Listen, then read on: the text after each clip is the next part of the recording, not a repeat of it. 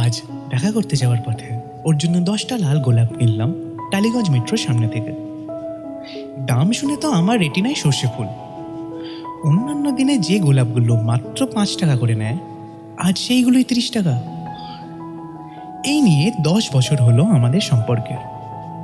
মহারানীর আবদার, বছরের সঙ্গে সঙ্গে গোলাপের সংখ্যাও বাড়াতে হবে।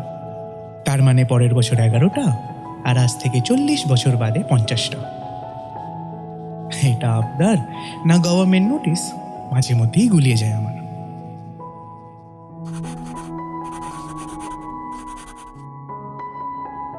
আজ এই নিয়ে প্রায় 3729 বার প্রপোজ করতে হলো আমাকে। এই প্রপোজ রেফেটা একটা অজুহাত মাত্র। প্রথম মহিলা ভালোভাবেই প্রত্যুত্তর দিতেন, তারপরে একটা নতুন কায়দা শিখলেন। প্রায় ঘাড় ধরে প্রপোজ করিয়ে নেওয়ার পর চুপ করে আকাশের দিকে তাকিয়ে থাকতেন। আমি যখন বলতাম, কি রে, উত্তর দিলি না যে, অনেকক্ষণ চুপ করে থাকার পর মুচকি হেসে বলতেন, ভেবে দেখব। আর আজ তো কিছুই বললেন না। খানিকক্ষণ চুপ করে থাকার পর একটা মৃদু হাসির শব্দ পেলাম মনে হলো। বুঝলাম ওটাই ওর উত্তর।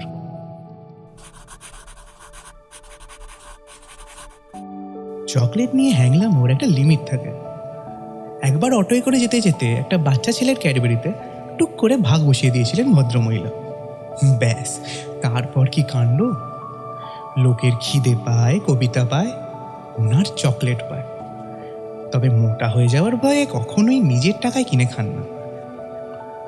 আজ ওর জন্য একটা বড় চকলেট কিনে নিয়ে যাওয়ার সময় দেখলাম রাস্তার অন্য পারের ফুটপাতে একটা ছেলে তার প্রেমিকার জন্য একটা আমার মতোই বড় চকলেট কিনে নিয়েছে। দেখে মনে হলো তার মানে আমি একা নই। আজ শরীরটা খারাপ থাকায় আর দেখা করতে যেতে পারিনি। এরকমটাই মহিলাকে জানিয়েছি। আসলে গোলাপ আর চকলেট তাও ঠিক আছে, কিন্তু এই বয়সে একটা বুড়ো লোক বাচ্চা ছেলে মেয়েদের মাঝখানে দাঁড়িয়ে গোলাপি আর হলুদ টেরিগুলোর মাঝে কোনটা বেশি নরম সেটা দেখার জন্য বাছাবাছি করছে। এটা কি মানা যায় বলুন তো? তাই এই টেরি ব্যাপারটা অনলাইনে কিনে ওর ঠিকানায় কুরিয়ার করে দিই। প্রথম বছর মহারানী একটু রাগারাগি করেছিলেন, কিন্তু তারপরে 2 বছর, মানে এই শেষ 2 বছর, আমার অসুবিধাটা মহারানী বুঝতে পেরেছেন, কিছু বলেননি।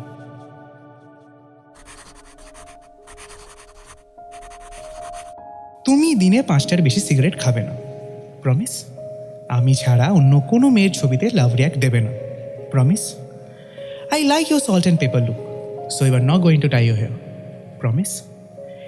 এই ছিল মহিলার গত 3 বছরে প্রমিস করানোর নমুনা। এই যৎসামান্য প্রমিসিং এজেন্ডা নিয়ে যে মানুষটা গত 3 বছর ধরে দিনের পর দিন আমাকে সহ্য করেছে, তাকে ভালো না বেশে থাকা যায় বলুন? তাই আজ আমি আগেভাগেই বলে দিলাম, প্রমিস, তুই যা বলবি আমি তাই করব। শুনে মহিলা এতটাই হতভম্ব হয়ে গেলেন যে ঠোঁট থেকে আর কোনো কথাই বেরোলো না। আজ একটা সিকিউরিটি গার্ড আমাদের দেখে কিছুক্ষণের জন্য থমকে গেছিল। মহিলার বরাবরের অভিযোগ আমার উচ্চতা নেই। আমি যখন ওর পাশে হাঁটি তখন নাকি আমাকে ওর জেঠু বলে মনে হয়। আমাকে জড়িয়ে ধরলে নাকি ওর মনে হয় উনি পাহাড়ে ওঠা প্র্যাকটিস করছেন। আজ ভদ্রমহিলাকে জড়িয়ে ধরতে হলো একটা বিশেষ কায়দায়। অবশ্য আর কোনো উপায়ও ছিল না। ঠিক সেই সময় ওই সিকিউরিটি গার্ড ভদ্রলোক এসে হাজির। উফ, আর সময় পেল না আসার। এই ব্যাপারটা না ভীষণ ব্যক্তিগত, তবু আজ পর্যন্ত যতবার ভদ্রমহিলাকে চুমু খেয়েছি মনে হয়েছে বুকের ভেতর কেউ দামামা বাজিয়েছে। আজও তার অন্যথা হলো না। শুধুমাত্র সিকিউরিটিরা এসবের মাঝখানে এসে আরও একবার আমাদের দেখে অবাক চোখে তাকিয়ে রইল। কাউকে বোধহয় আগে এভাবে চুমু খেতে দেখেনি। কি করব, মহিলা যে মাটির নিচে কফিনের মধ্যে দিব্যি শুয়ে আছেন। চুমু খেতে গেলে আমাকে তো ঠোঁটটা মাটিতে ঠেকাতেই হবে।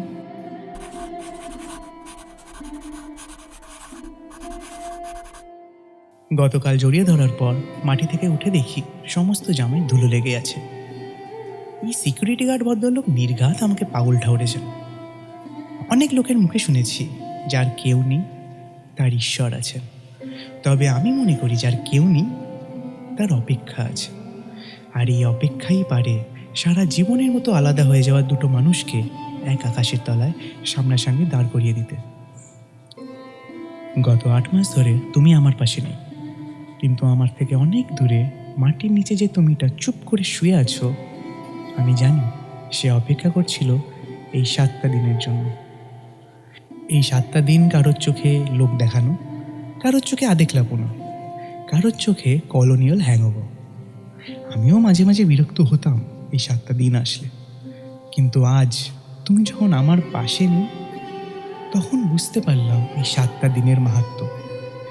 এই যে বছরের নির্দিষ্ট 5টা দিনেই ধুমধাম করে দুর্গাপুজো হয়, এই যে বছরের নির্দিষ্ট একটা দিনেই ঈদ পালন করে মানুষ, এই যে বছরের নির্দিষ্ট একটা দিনেই সমস্ত শহর ঝলমল করে ওঠে ক্রিসমাস পালন করার জন্য, এইগুলো তো বছরের যে কোনো দিন হতে পারত, কেন হয় না?